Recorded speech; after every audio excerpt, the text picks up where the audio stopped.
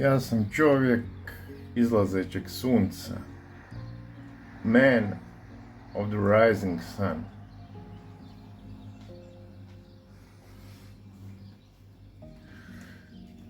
Jer tolika sam jutra proveo poput ovoga promatrajući uzdizanje svete zvijezde, da se komotno mogu zvati čovjekom izlazećeg sunca. Evo ga, upravo sam skuhao kavu. Danas će biti jedan jako vruć dan, što nije ni čudo za kraj lipnja, ali vrućine su veće nego ikad.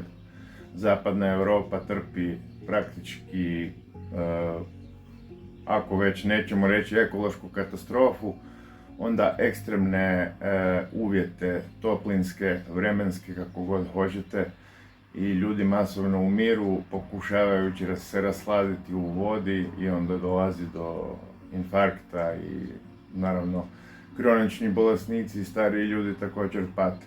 Danas će biti vruć dan, kao što vidite ja sam već sad rano ujutro bez majice. Uglavnom skuhao sam kavu. Evo je, a sastoji se od šećera, instant kave, kakao i dosta mlijeka. Naravno ne moram spominjati da u zatvoru bi to bilo čudo, ovakvo piće. I onda čovjek, najbolja stvar koja se desi, ako ćemo pričati o dobrim stvarima vezanim uz odsluženje robija nekakve kraće, iako 6 mjeseci nije baš tako kratko, ali uglavnom najbolja stvar je što naučite cijeniti male stvari i zahvalni ste na njima. To je najbolja stvar. A druge stvari koje su dobre su mi već pomalo dosadne, no pričat ćemo još i o njima. Eto ga, idemo još dalje. Niko ne želi nositi više parova za jasan vid, ali ovo potpuno mijenja pravila igre. Uništava svaki drugi par naukova na tržištu. Super Electronics koristi vrhunsku tehnologiju automatskih ploča koja motor bira samo za voljni pilota. I čovječe, ispravlja vid od 100 do 700 dioptrija, radi lude stvari, a leće se na ovom čudu kalibriraju u sekundi. Samo pogledajte, to je ludo.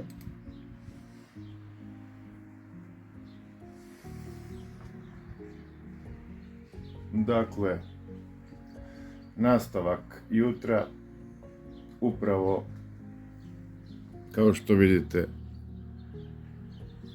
5 sati i 10 minuta, upaljen je kompjuter, neke reklame proklete sam pauzirao, gledam dokumentarac o Charlesu Mansonu, pokojnom vođi kulta i svojevrsnom serijskom ubojici, iako su drugi ubijali za njega. I tako, zanimljiv je dokumentarac više zbog opisa tih vremena nego zbog samog Mansona. Tako da možda i ne pogledam sve, već samo, iako sam pogledao već preko pola sata u kojima je opisano to vrijeme prijelaz sa 50-ih na 60-te i onda same kasne 60-te, jer ubojstva su se desila 1968. Najveća tragedija je ubojstvo 8,5 mjeseci trudne Sharon Tate, jer tu su oduzeta 2 života. To mora biti poseban profil ludila da ubijete trudnu ženu, kamoli trudnu. Mislim da bi mi osobno ženu bilo teško ubiti čak i u samoobrani. Ali jedno je teorija, a drugo je trenutak prakse. Naravno, opet kažem, samo obrana. Jer nemojte se zavaravati, nisu ni žene svete samo zato što su žene, ali činjenica je da im statistika što se tiče nasilja ide u prilog zato što je puno manje ubojstava i nasilnih zločina počinjeno od strane žena u odnosu na muškarce.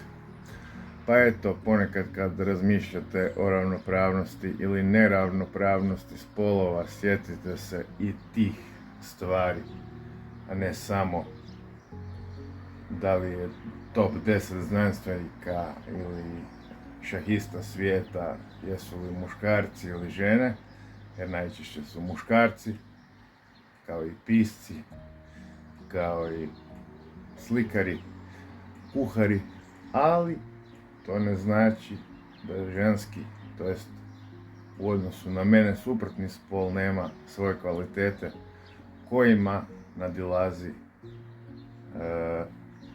to jest superioran je u odnosu na dominantni spol na planeti, jer ovo je ipak još uvijek muški svijet. Jednostavno morate uzeti u obzir kada bi gorila i čimpanza dijelili planetu, vladao bi gorila vjerojatno, tako da ne čudim se istom rezultatu i u muško-ženskom svijetu odnosa i odnosa moći. Eto, pa pozdrav!